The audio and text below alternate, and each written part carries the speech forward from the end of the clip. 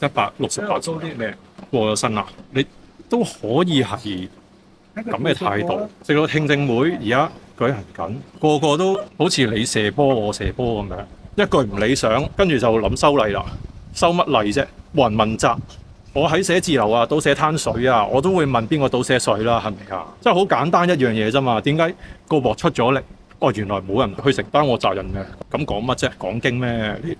你玩泥沙咁樣，都未完單嘢，跟住而家又話修例成，你修乜例啫？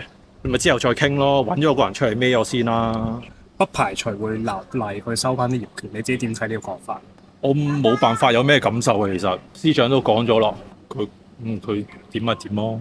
而家其實我哋講又點呢？講完其實冇人聽，從來都唔係諗個解決方案嘅，淨係話俾你聽有困難。好似有街坊話屋企俾人開晒櫃桶，得出個回覆係乜啫？冇發現有偷竊行為，咁啊完咗咯。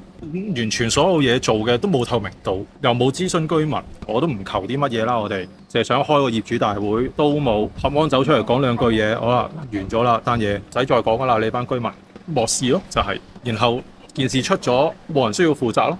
呢單嘢我哋繼續審住先，啲人唔出席冇所謂嘅。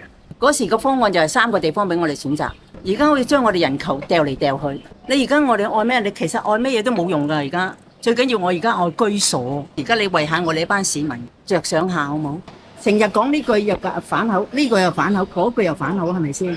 好似流浪咁樣，差唔多半年啦。你其實雲志國上去攞嘢嗰時，跟住嗰幾座係冇結構冇問題嘅，你應該係安排我哋上去，起碼人哋攞翻啲貴重嘢先啦。而家好多打開晒啲櫃，冚唪唥嗰啲金飾啊嗰啲嘢，已經係慘噶啦，仲要喺乞衣兜嗰度攞飯食。但係好多人都唔敢報警，買賣業權而家係單方面講啫嘛，居民好多都唔贊成㗎。合安嗰時話開會㗎，而家完全都冇咗呢個消息啦。